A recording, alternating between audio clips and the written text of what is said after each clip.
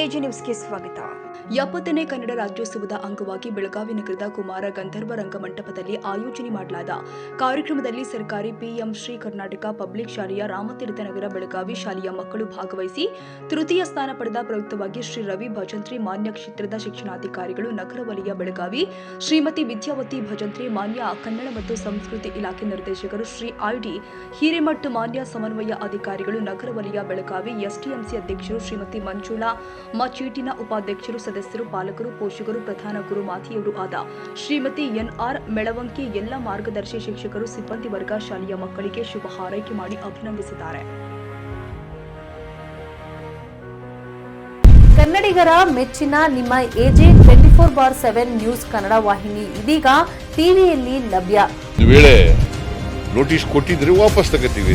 ಇವತ್ತು ವಕ್ಫ್ ಪ್ರಾಪರ್ಟಿ ಅಂತೇಳಿ ಬರ್ತದೆ ಅಂತ ಹೇಳಿದ್ರೆ ರೈತರು ಬೀದಿಗೆ ಬಂದ್ರೆ ಏನ್ ಮಾಡ್ಬೇಕಾಗತ್ತೆ? ಯಾರು ವೋಟ್ ಹಾಕಿಲ್ಲ ಅಂದ್ರೆ ಗ್ಯಾರಂಟಿನೆಲ್ಲ ಸ್ಟಾಪ್ ಮಾಡ್ಬಿಡ್ತೀವಿ.